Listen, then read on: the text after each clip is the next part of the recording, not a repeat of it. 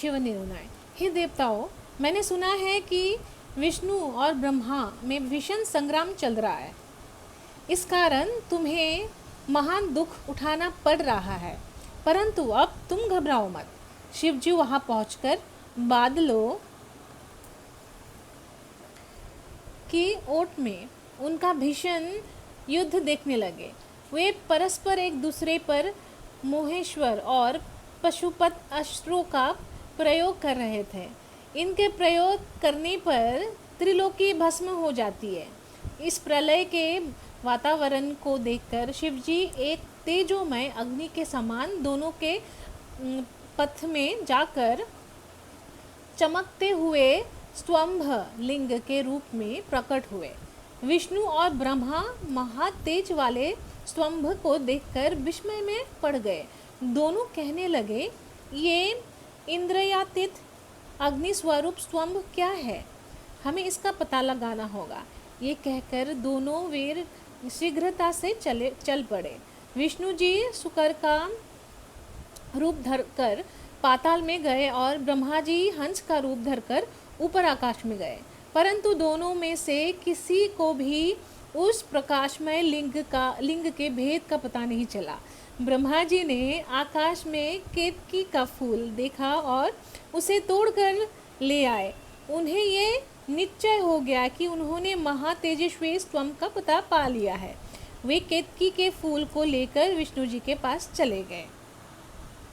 विष्णु जी ने ब्रह्मा जी के पैर पकड़ लिए। ब्रह्मा जी के इस छल को देखकर शिव जी उसी समय प्रकट हो गए। विष्णु जी ने भगवान शंकर के चरण पकड़कर प्रणाम किया।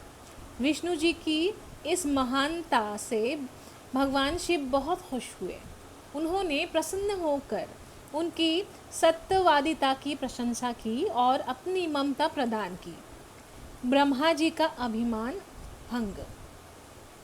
श्री नंदिकेश्वर बोले, इसके पश्चात शिवजी ने अपनी भौहों के बीच पता नहीं क्या है भैरव को प्रकट किया। भैरव ने प्रकट होकर भगवान शिव से पूछा, मेरे लिए क्या आज्ञा है? ब्रह्मा जी पर क्रोध करते हुए भगवान शंकर ने भैरव से कहा, तुम अपनी पैनी तलवार से ब्रह्मा जी की सेवा करो। शिव जी की आज्ञा पाते ही भैरव ने ब्रह्मा जी के केशों को पकड़ लिया। भैरव ने ब्रह्मा जी के 5वें मुख को, जिससे उन्होंने असत्य बोला था, काट दिया। अन्य सिरों को काटने के लिए भैरव जैसे ही तैयार हुआ, ब्रह्मा जी शिव जी के चरणों में गिरकर क्षमा याचना करने लगे।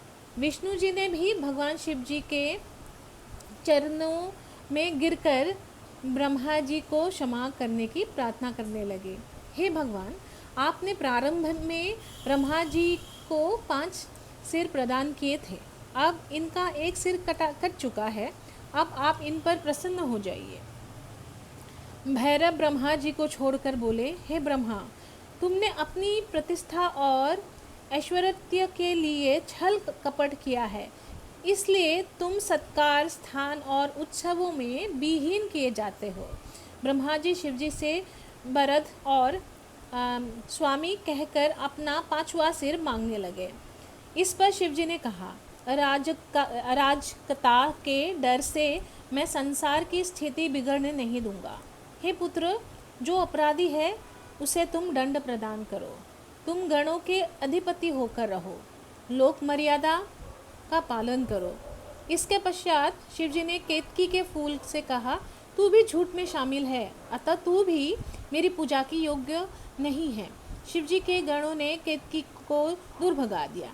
केतकी शिवजी से हाथ जोड़कर बोली, हे स्वामी, मुझे माफ़ करने की कृपा करें। हे प्रभु, आपकी कृपा से कुछ भी दुर्लभ नहीं है। शिवजी बोले, मेरा वचन कभी मिथ्या नहीं हो सकता है। मैं अब तुम्हें शिकार नहीं कर सकता, परंतु मेरे भक्त तुम्हें शिकार करते रहेंगे। इस प्रकार तुम्हारा जन्म सफल हो जाएगा। मेरे मंडप के रचना में तुम शिरमोर